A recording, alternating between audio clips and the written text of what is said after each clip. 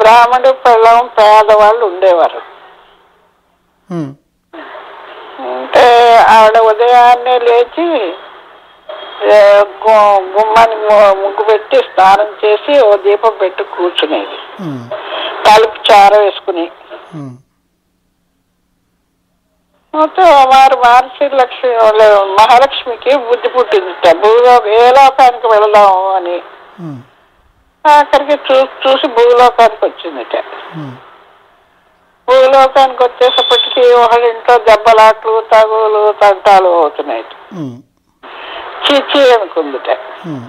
ఇంకో ఇంట్లో ఉదయాన్నే లేచి ఏమిటో అడ్డమైనవి తింటున్నారట.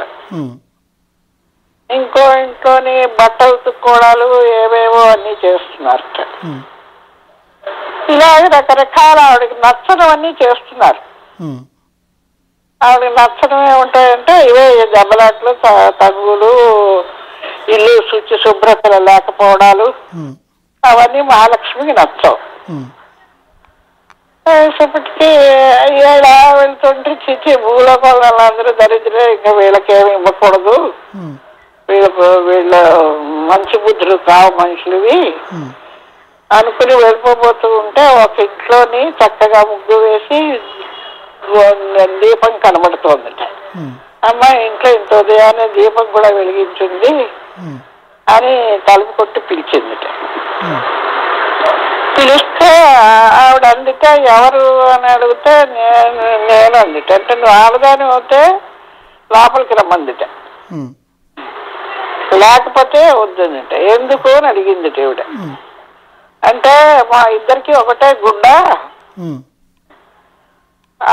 అది కట్టుకుని అతను వెళ్ళాడు, అతను వచ్చాక గోచి కట్టు కూర్చుంటే నేను అది చుట్టబెట్టుకుని ఉంటాను, మేము అంత పెద్దవాళ్ళవి అని చెప్పింది. చెప్తే అప్పుడు మహాలక్ష్మి ఏమో ఆవిడ చీరలో సగం చీర చింపిచ్చేసి కట్టుకుని బయటికి రమ్మందిట. ఈవిడ బయటకు వచ్చిందిట. వచ్చాక నీ చూసి ఈ రాత్రికి ఇక్కడే పడుకుంటానందిట. భోజనం పెట్టమందిట. భోజనం పెట్టమంటే పేదవాళ్ళమి మేమేం పెడతామమ్మా నీకు, ఏదో ఆదివారానికి వెళ్ళాడు అతను ఏమైనా చేస్తే వండి పెడతాను, లేకపోతే మాతో పాటు నువ్వు పస్తుపడి ఉండని చెప్పిందిట. అయితే అతను వెళ్ళగానే అందరూ ఏముంటో అందరికి మంచి బుద్ధి పుట్టి అని పప్పులు, బియ్యాలు, కూరలు అన్ని ఇచ్చేసారట. ఇచ్చేస్తే అవన్నీ పట్టుకొచ్చాట. పట్టుకొస్తే వండుకు వీళ్ళకి కర్రలు అలాంటివి కూడా ఏమి లేవట, పొయ్యిలు, గిన్నెలు, ముంతలు కూడాను. ఇవన్నీ వచ్చాయి కానీ ఇప్పుడు వంటలా చేస్తానంటుంది పిల్లం ఆ మహాలక్ష్మితోటి. అంటే అప్పుడు అంటుంది అది మహాలక్ష్మి వచ్చింది మా ఇంటికి అని మేదరాళ్ళ దగ్గరికి వెళ్ళి తడకలు తెచ్చుకో, కర్రల వాళ్ళ దగ్గరికి వెళ్ళి కట్టెలు అడుక్కో, అలాగే నూనె కొట్టుకు వెళ్ళి నూనె తీసి అని అందరు ఎక్కడెక్కడికి వెళ్ళాలో అన్ని చెప్తుంది ఆవిడ.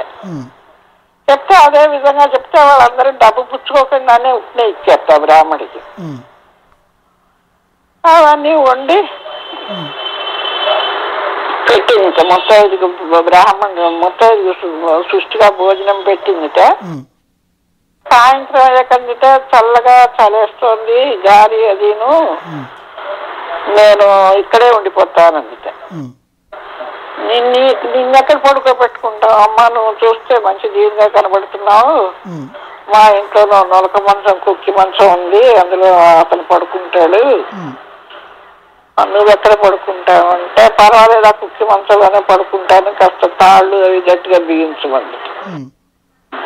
ఆ తాళ్ళు అవి బిగించి ఆవిడకే ఇచ్చేసారు ఆ మంచం. ఇస్తే పడుకుందిట. ఒక 4 గంటలు అయ్యాక లేచింది, దొడ్లోకి వస్తుంది అందుట. అంటే ఈవిడందుట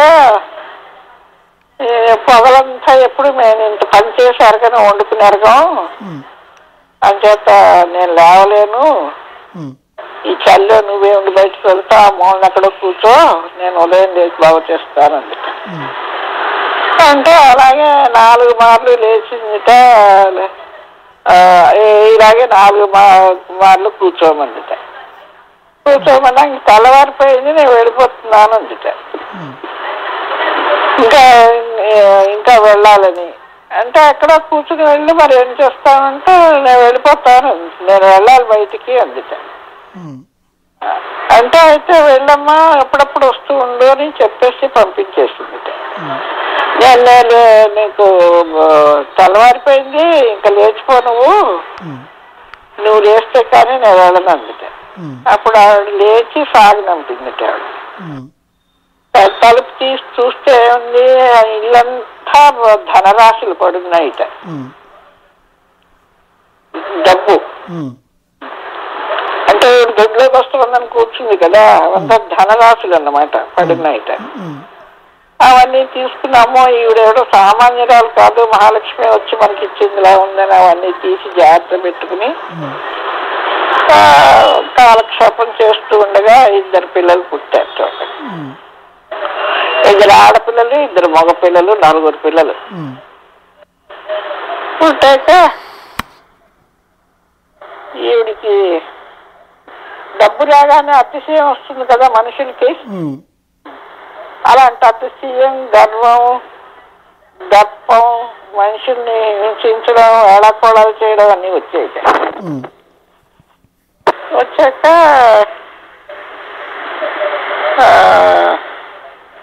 ఒక రోజుని ఆ ఇల్లాలకి అంత సిరి సంపదలు ఇచ్చి వచ్చాను, ఎలాగుందో ఏమిటో చూద్దామని బయలుదేరింది.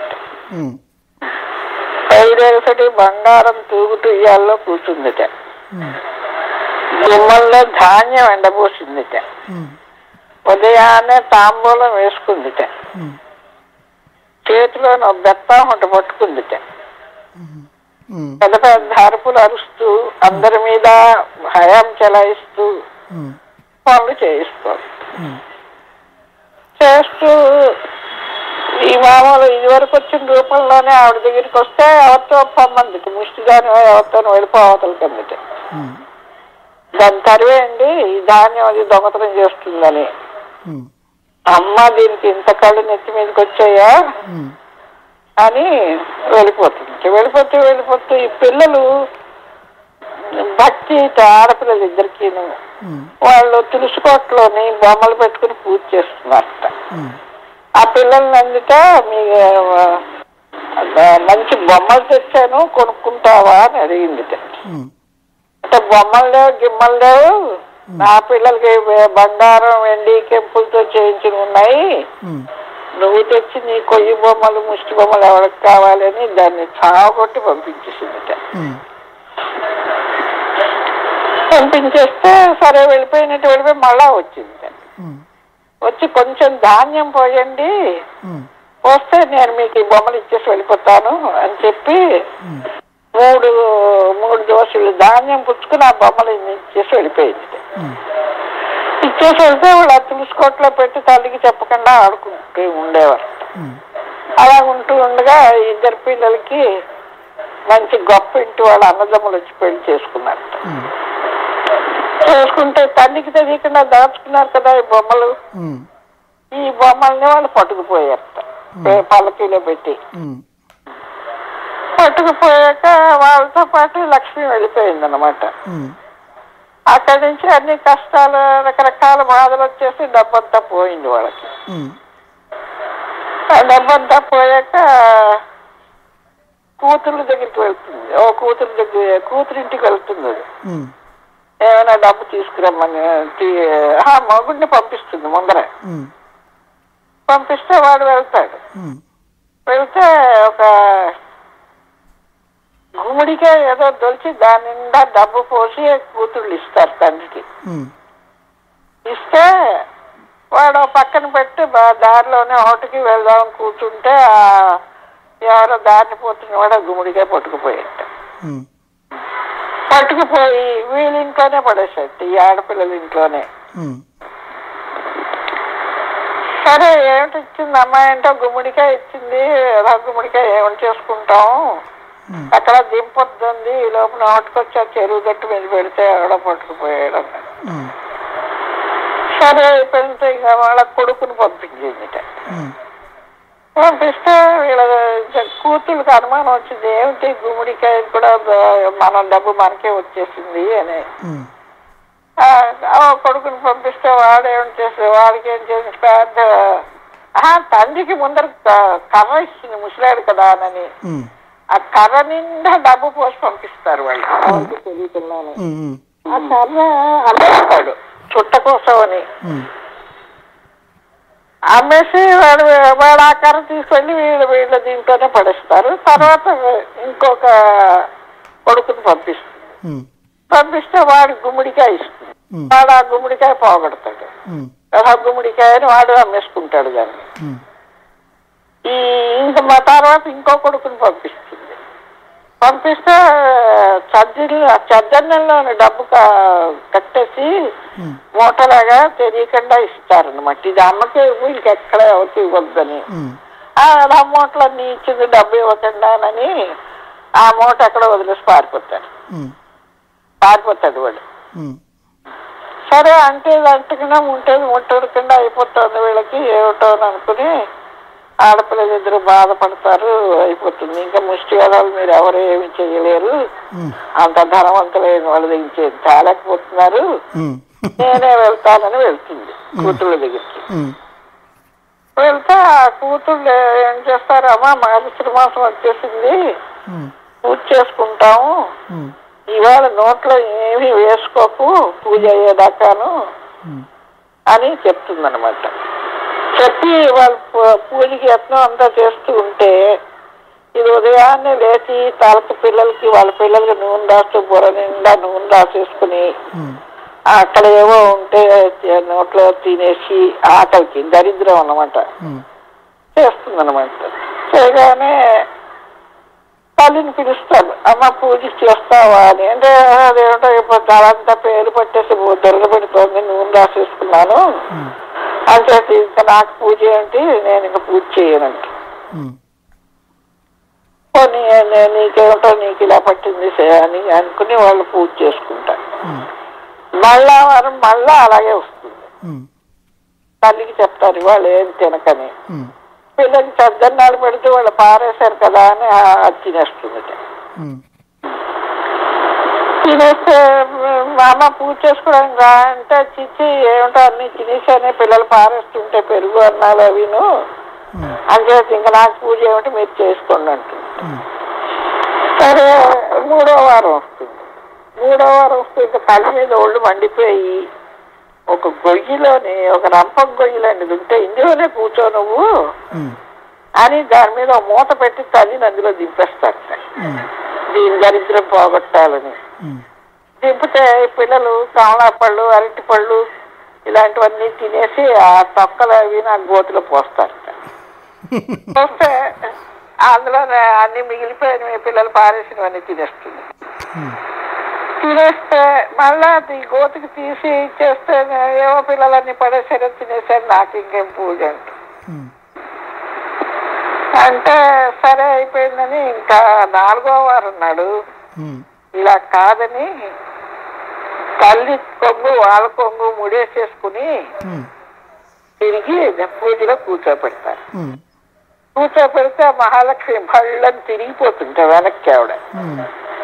తిరిగిపోగానే వీళ్ళకి భయం వేస్తుంది, దేవుడి ఇలాగ అయిపోయింది దేవుడి పీఠం అని కంగారు పడి దేవుణ్ణి ప్రార్థిస్తారు. లక్ష్మీదేవి ప్రార్థిస్తే ఆకాశవాణి పలుకుతుంది, మీ అమ్మ దరిద్ర కొట్టుని ఒకనొక రోజుల్లో సిరి సంపద ఇచ్చాను, కళ్ళు నెత్తి మీదకి వచ్చి ఇలా చేసింది, దానికి నన్ను కొట్టింది కూడాను కర్ర పెట్టి ధాన్యం ఎండలో పోసి తూగుటూయాల్లో తూగుతూ ఉదయాన్ని కిల్లి వేసుకుని పెద్ద పెద్ద దెబ్బలాట్లు అరుపులు అవి నానచండాలు చేసుకోండి మీ అమ్మ, అలాంటి చోటు నేను ఉండను అని. అది ఏదో తెలియక చేసింది, క్షమించు, ఇప్పుడు ఏమిటి చేయమన్నావు, వీళ్ళ దరిద్రం పోవాలంటే అని అడుగుతుంది. అంటే నన్ను ఎలా కొట్టిందో ఈవిడ్ని అలాగే కొట్టాలి, మా అమ్మని మేము కొట్టలేమంటే కొట్టి తీరాలంటారు. ఏమిటి ముందర ఏమిటంటే ఉప్పు తల నిండా కాటు నూనె రాసేసి నెత్తి మీద ఉప్పు పెద్ద బరువు గల అట్ట మొయ్యలేనంత ఉప్పు పోసి నెత్తి మీద పెట్టి కర్రతో కొట్టమన్నది. కొట్టి వెళ్తావా వెళ్ళవా అని కొట్టమన్నారు తల్లిని. ఆవిడ వెళ్ళిపోయిందిట ఏడ్చుకుంటూను. ఏ గోతులోనైతే ఈవిడ కప్పెట్టారో స్వాపం గొయ్యి అంటారట, ఆ గోతులు పడిపోయిందిట, కంట్లో నూనె కారి. అప్పుడు ఏడుస్తుందిట, మహాలక్ష్మి నన్ను కటాక్షించి నా వల్ల అపరాధం అయిపోయిందని.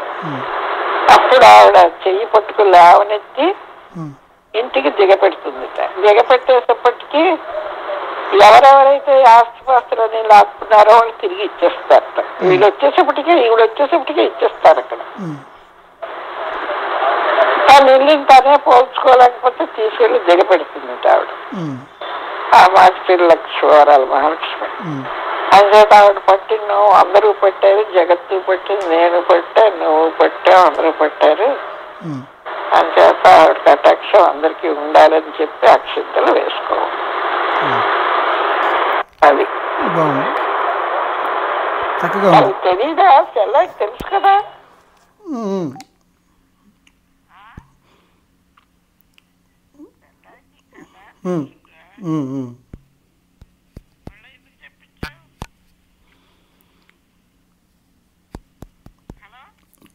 ఉంటామా, రికార్డ్ చేస్తున్నాను.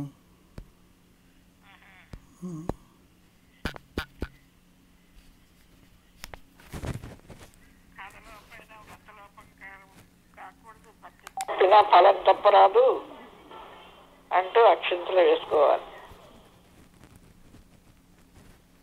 వింటున్నావా?